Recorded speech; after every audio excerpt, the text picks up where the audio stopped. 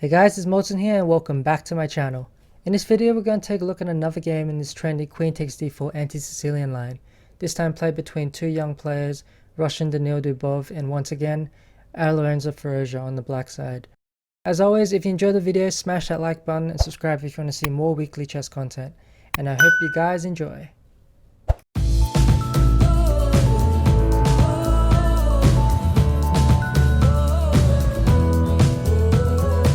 The game starts off the same way as our last game. White playing d4 here.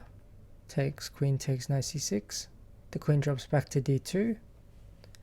Black once again plays the move g6. And white plays b3. Bishop h6. f4. Here in the previous game where Andreykan played against Firouzja, I analyzed the moves e5 and f5. But I think the best move here for black is the move knight to f6. It leads to unclear complications. After bishop d2 castles, white castles queenside, going for opposite side king position. And black plays the move a5, immediately trying to break open lines on the queen side. Here white has two moves which have been played before. One is the move bishop to b5, which I don't particularly like, since after the move queen b6, I find this position to be far easier to play as black than it would be to play as white. Also, black can often sack the pawn on a4 to create some open lines against the king. Therefore, I feel it's necessary to play the move Dubov played in the game, which was a4, to try and close things down for a bit. In the game, black played knight b4. However, he has some other options here. One is the move e5, immediately trying to attack the pin along this diagonal. This has been played before in one game where white played the move g3. The game continued queen b6. Other moves such as knight b4 may also be possible. I feel that knight b4 is a much better option as well.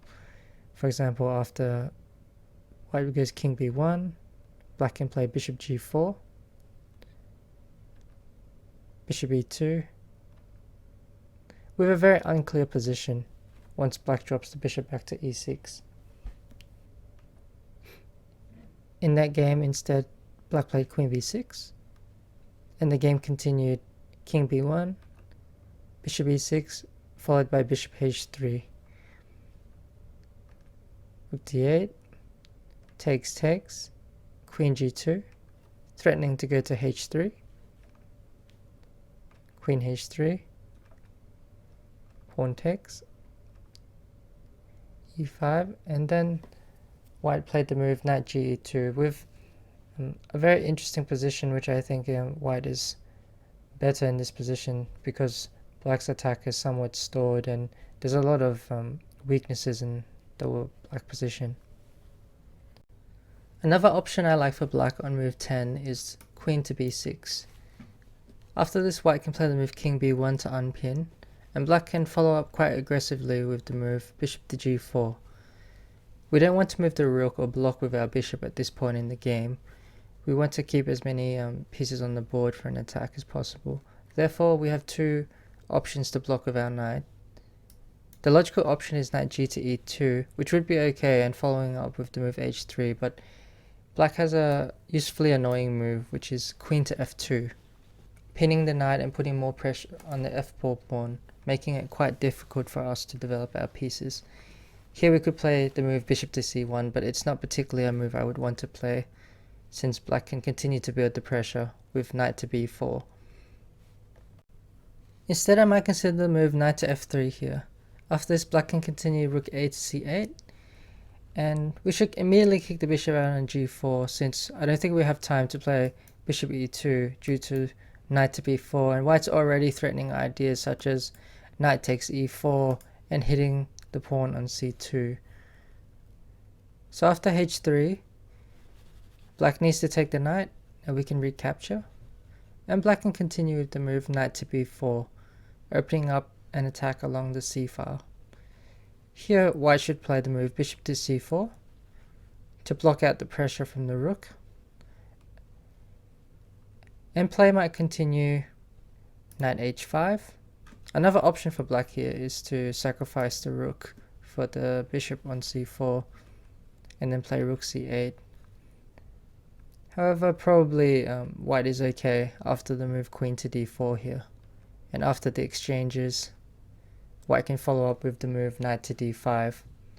If it captures on d5, it will most likely capture with the e-pawn, holding his position together and also keeping the exchange advantage. Instead, after knight h5, we can play knight e2 to defend. And for example, black might continue bishop to g7, and play might continue in one variation, bishop to d4, bishop takes, rook c5. The computer gives some slight edge here for white, but I feel like in practice it should be absolutely fine for black here. So black has absolutely no weaknesses, and white's attack without the queens is nowhere near as strong. In the game, black continued knight to b4 instead. Here Dubov continued with king b1, and black immediately tried to create some pressure in the center with the move d5. Another move that's been played before is the move bishop e6 here. However, white got a very comfortable advantage after the maneuver knight f3, rook c8 and knight g5, immediately hitting the bishop on e6 and forcing black to make a trade of the bishop pair. In the game, black played queen to b6, but after knight takes e6, followed by g3, we can see that black's weakness on e6 is already being felt. After rook c5, bishop h3, king f7, white followed up with rook h to e1, rook c8, and white played the move e5 here, attacking in the center and already getting a very comfortable advantage, going on to win the game quite comfortably. Here black counterattacked in the center with d5, and white immediately responded with the natural pawn advance e5. However, the best move in this position is knight to f3, utilizing the pin along the d file. Now black can enter into some complications with the move knight takes e4, and after knight takes e4, black can't take it back due to the pin, but he can play the move bishop to f5, attacking the knight, and if the knight moves, then black can play bishop takes c2 with a very serious attack against our king. Therefore, the best move is to counterattack with queen d4, threatening queen h8 mate. The only way for black to defend is to play f6, and here white can continue with bishop d3, simply defending the knight on e4. For example, if black takes, we can take back. And in this position, white has defended his queen side and retains a slight pull.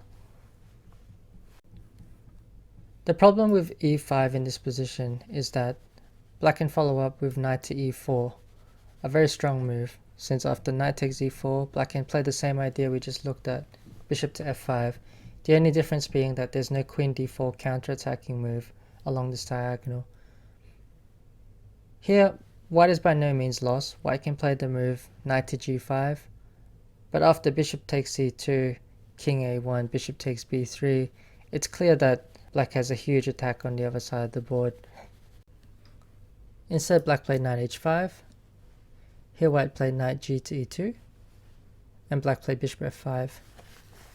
White continued knight d4, attacking the bishop and defending c2.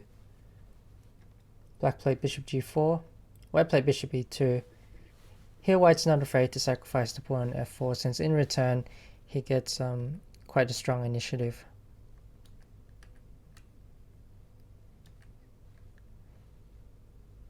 Rook e1, defending the pawn e5. The problem for black in this position is that white has a very solid blockade on the queen side, especially with his knight on d4, and he can simply continue to march his pawns on the king side, especially with a gain of tempo on 9h5 with g4.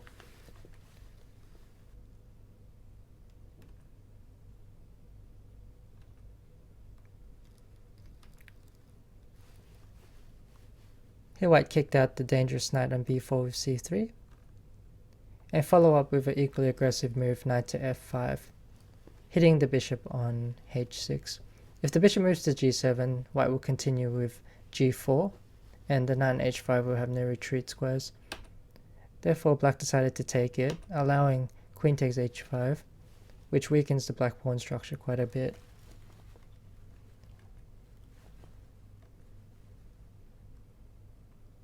And here white immediately starts to attack along the open g-file. The bishop's looking to go to h6 at some point, also allowing for a second rook lift along the third rank.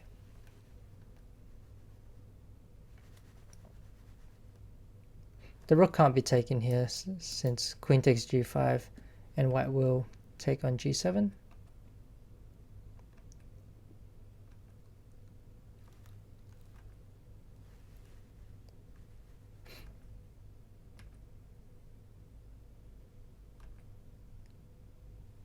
White goes for the h7 pawn instead. So in this position, white finishes off the game with a very nice move, and that is pawn to e6, deflecting the f-pawn's defense of the g6 square. And after pawn takes, white continues with queen h6, attacking the bishop on g7, which can't be defended since after knight to g6, this would be met with queen takes h7. I hope you guys enjoyed this video and this trendy new Anti-Sicilian line, and I expect to see a lot more practical games being played in the near future. Thanks for watching, and I will see you on the next one. Later!